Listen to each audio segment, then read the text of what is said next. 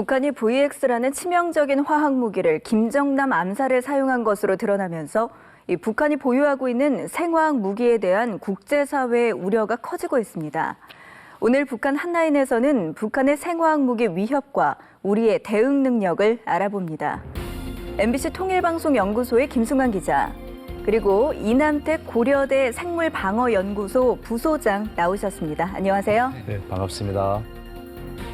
네, 북한이 김정남 암살에 그냥 독극물도 아니고 국제사회가 엄격하게 사용과 보유를 금지한 화학 무기를 사용한 사실이 드러나서 국제적인 비난을 받고 있죠. 예, 그렇습니다. 북한이 상당한 양의 화학 무기를 가지고 있다는 건 전문가들 사이에서 상식적인 수준 아닐까요? 맞습니다. 네. 북한은 사실은 이제 1960년대에 김일성이가 이제 후방을 교란하기 위한 목적으로 화학 무기, 생물 무기가 이제 필요하다 그런 교시를 내렸습니다. 네. 그 이후에 이제 1970년대에 소련의 도움을 받아서 개발하기 시작했고 80년대부터 이제 실전화했다고 이렇게 듣고 있습니다. 현재 북한은 약 7가지 종류의 화학 무기를 개발해서 2,500 내지 5,000톤을 보유하고 있는 걸로 지금 추측하고 있습니다. 첫 번째가 이번에 VX로 우리 국민들한테 인지가 된 신경작용제, 그다음에 질식작용제, 혈액작용제, 수포를 일으키는 수포작용제, 구토작용제, 문화작용제, 퇴로작용제 이렇게 7가지 종류의 화학무기를 북한이 개발하고 보유하고 있는 것으로 이제 알고 있습니다.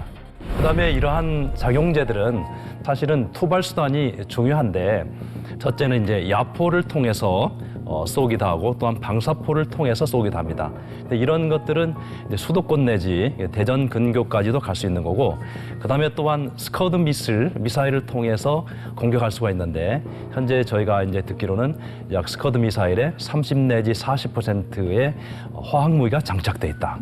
그럼 벌써 이제 사정거리가 300km 이상이 되기 때문에 어떻게 보면은 우리나라 전역을 다 공격할 수 있는 그러한 위험한 투발 수단을 이렇게 가지고 있습니다. 참 심각한 상황인 것 같은데요. 교수님께서 아까 이야기하셨듯이 화학 무기가 총 7가지 종류라고 이야기를 하셨습니다. 그중에서도 저희가 눈여겨봐야 할 화학 무기 종류는 어떤 것들이 있습니까? 북한도 소련과 유사한 패턴으로 개발할 거라고 이제 가정하에 북한이 신경작용제를 가장 많이 가지고 있을 것이다. 그래서 저도 약 7, 80%를 보유하고 있지 않는가. 그 중에서도 가장 많은 것이 이제 VX입니다. 그래서 그러한 패턴으로 분석을 하자면 북한이 가지고 있는 것 중에 약 1,000 내지 2,000톤이 이렇게 VX가 될 수 있다. 그런 추측도 할 수가 있습니다. 네, 이런 VX는 우리 인체에 어떤 치명적인 영향을 주나요? VX는 이번에 이제 매스컴을 통해서 국민들이 많이 인지를 하셨겠지만 네. 신경 체계를 마비시키는 그러한 독소 물질입니다. 심장이나 여러 가지 자율신경까지 다 마비시켜서 결과적으로 신경작용제에 이게 중독이 되면은 우리 말초, 중추, 자율신경이 다 마비가 돼서 사망에 이를 수밖에 없습니다. 네, 교수님 설명을 들으니까 화학 무기가 더 무섭게 느껴지는데요. 북한이 화학 무기를 서울 도심에 떨어뜨린다면 어떨까요? 정말 막대한 인명 피해가 예상됩니다. 어떻습니까? 예, 국방연구원이 낸 보고서를 보면 북한이 만약 스커드 미사일 한 발에 500kg가량의 VX 가스를 실어서 서울을 공격하면 6천여 명의 사망자가 나올 거라는 추정이 나왔습니다. 이 재래식 탄두보다 인명 피해가 1,000배 이상 클 것으로 예측됐는데요. 그런데 북한이 미사일을 쏠 때 딱 한 발만 발사할 리는 없겠죠. 한국 군사지에 게재된 또 다른 시뮬레이션 결과를 보면 광화문과 시청, 을지로 등 인구가 밀집된 지역에다 VX 가스를 탑재한 미사일 10발을 한꺼번에 쏠 경우 최대 40~50만 명이 사망할 수 있다는 분석도 나왔습니다. 이 바람 등 기상 조건에 따라 예측치가 크게 달라질 수 있겠지만 많은 인명 피해가 나는 건 피할 수 없어 보입니다. 네, 이렇게 앞서 이야기했던 화학 무기만으로도 충분히 위협적인 상황인데 또 북한이 보유하고 있는 생물학 무기도 큰 문제가 되고 있죠. 예, 그렇습니다. 한국국방연구원에 따르면 북한이 생물학 무기를 만들기 위해 보유한 병원체가 13종에 달하는 것으로 나타났습니다. 이 중에서 실제 무기화가 진척되고 있는 것은 보툴리눔과 탄저균, 패스트균과 천연두 바이러스 등 5개 종입니다. 이 생물학 무기는 화학 무기보다도 더 위험하다고 할 수 있습니다. 미국의 전문가가 통산적인 폭탄과 화학 무기, 생물학 무기의 살상력을 비교한 결과를 발표한 적이 있는데요. 재래식 폭탄 한 발이 5명을 죽일 수 있다면 사린 가스로 만든 폭탄은 3천여 명, 생물학 무기인 탄저균 폭탄은 2만에서 최고 8만 명까지 목숨을 앗을 수가 있다고 합니다. 이런 무기들이 대량 살상 무기로 불리는 게 바로 이런 이유 때문입니다. 네, 대량 살상 무기 참 무섭습니다. VX 같은 화학 무기보다도 세균과 바이러스 무기가 더 치명적인 것으로 나타나는데 그 이유가 무엇입니까, 교수님? 화학 무기는 약 1,700톤. 그러나 이 생물 무기, 예를 들면 탄저균 같은 경우는 20kg만 있어도 서울 인구의 반이 이렇게 사망할 수가 있습니다. 그래서 그 핵도 무섭지만은 실질적인 위협이 화학 무기와 생물 무기다 이렇게 얘기할 수 있습니다. 탄저균 같은 경우는 치사율이 95% 정도에 이르는데 일단 감염이 되면 잠복기가 약 6일 정도 됩니다. 근데 그 사이에 특별한 임상 징후가 없고 감기 증세처럼 느끼다가 임상 징후가 나타나자마자 거의 그대로 사망을 합니다. 그다음에 천연두 같은 경우는 치사율은 좀 탄저에 비해서 낮습니다. 30 내지 50% 되지만은 이번에 우리 국민 여러분들이 메르스를 체험했듯이 한 사람의 감염자가 주변에 있는 많은 사람들을 감염시키지 않습니까? 그래서 천연두균 한 사람의 감염자는 약 주변에 20명 정도를 또 감염시킬 수 있는 2차, 3차 효과가 계속 나타나서 천연두도 엄청 무서운 거고, 보툴륨 독소 같은 경우는 주름살을 펴기 위해서 사용하지만 사실은 우리 몸 안에 0.1mg만 들어가도 치사량에 이릅니다. 네, 화학 무기나 생물학 무기 뭐 이런 것들은 굉장히 저렴하게 사용할 수 있기 때문에 북한에게는 이쪽이 더 유리할 수도 있을 것 같아요. 네, 맞습니다. 그래서 선진국들은 여러 가지 이제 고도의 첨단 무기를 요즘 개발해서 전쟁을 하지 않습니까? 화학 무기, 생물 무기는 그보다 훨씬 더 저렴한 가격으로 생산을 할 수 있으면서도 살상력은 더 높기 때문에 이 가난한 나라들이 더 추구하는, 그래서 화학 무기와 생물 무기를 The Poor Countries Atomic Bomb 해가지고 가난한 나라들의 핵무기라고 이렇게 얘기를 합니다. 네, 이런 일은 없어야 되겠지만 그래도 만약에 북한이 생화학 무기로 공격해 온다면 우리는 어떻게 미리 대비할 수 있을지 알아보겠습니다. 자, 먼저 화학 무기 공격부터 알아보겠습니다. 교수님, 네. 어떻게 해야 될까요?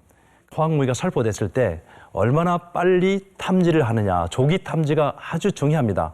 그다음에 탐지가 됐으면 이것이 지금 바람이 어떻게 불고 있고 현재 지형이 어떠니까 어느 지역으로 이 화학 무기가 확산되어 갈 것이다.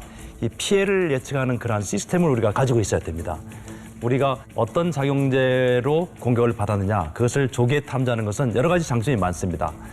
예를 들면 그것이 신경작용제냐 또 혈액작용제냐, 그것을 알아야만이 거기에 맞는 의료 대응을 할 수가 있습니다. 네, 들어보면 화학 무기에 대한 대응 방안이 참 어려워 보입니다. 또 북한이 만약 세균 무기로 공격해 온다면 또 화학 무기와는 다른 대처법이 필요하겠죠? 네, 특별히 이제 그 생물 무기 같은 경우는 이게 세균이지 않습니까? 질병을 야기하는 것인데 저희가 통상 일반 질병에 대해서도 이미 사전에 예방 접종을 하면은 보호가 되지 않습니까? 같은 원리입니다. 그래서 생물 무기 공격을 받더라도 공격받기 전에 사전에 저희가 그 질병에 대해서 예방 접종을 맞으면 되는 겁니다. 주한미군은 1998년부터 탄저 예방 접종을 이미 해왔고, 그다음에 천연두에 대해서는 2004년부터 주한미군이 다 예방주사를 접종을 합니다. 거기에 비해서 우리 한국군은 아직도 탄저나 천연두에 대한 예방접종을 맞지 않고 있습니다. 우리가 탄저, 천연두에 대한 이 백신 확보가 문제입니다. 현재 미국은 탄저를 약 6천만 도스를 현재 SNS, 국가 전략 물품으로 이렇게 비축하고 있고, 매년 200만 도스를 또 계속적으로 추가 비축을 하고 있습니다. 천연두 같은 경우는 약 3억 도스, 그래서 전 국민한테 다 접종할 수 있는 양을 가지고 있는 반면에 우리나라는 현재 군에서는 탄저와 천연두에 대해서 일부를 보유하고 있지만 국민들에 대해서 탄저에 대한 예방 접종할 수 있는 그러한 자원을 지금 비축하지 못하고 있는 상태입니다. 이런 면에서는 정부가 과감히 이번 차제에 예산을 확보해서 미국처럼 전 국민을 보호하겠다는 그런 의지를 가지고 이렇게 대비하는 것이 필요하다고 생각이 듭니다. 네, 화학 무기와 생물학 무기는 아무리 대비가 잘 돼 있어도 일단 맞으면 많은 인명피해가 예상되는데요. 북한이 이런 무기를 쓸 수 없게 하는 것도 굉장히 중요할 것 같습니다, 교수님. 그렇습니다. 사실은 저희가 피해를 당하고 난 뒤에 그것을 피해 최소화하는 그런 액션을 취하는 것보다 더 중요한 것은 이런 공격을 받지 않도록 하는 것이 가장 현명한 것입니다. 그래서 현재 북한이 화학무기 협정에 가입을 하지 않고 있는데 화학무기 협정에 가입을 해가지고 가지고 있는 화학무기나 화학무기 생산 시설이나 모든 것들을 폐기하는 것을 유도하는 것이 필요합니다. 그 다음에 우리가 외교적으로 미국과 오방과 협력해서 북한이 화학무기를 사용하지 않게 하는 또 다른 방안도 필요합니다. 예를 들어서 북한이 화학무기를 사용할 경우에는 미국이 우리는 핵무기로 너희한테 대응하겠다. 그러면은 북한이 감히 화학무기를 함부로 사용하지 않을 수가 있습니다. 그래서 정부에서 외교적으로 다각적으로 노력을 해가지고 북한이 화학무기를 사용하지 않도록 그 의지를 포기하도록 하는 것이 우리 화학무기, 생물무기로부터 국민을 보호하는 가장 근본적인 그러한 해법이라고 저는 생각이 됩니다.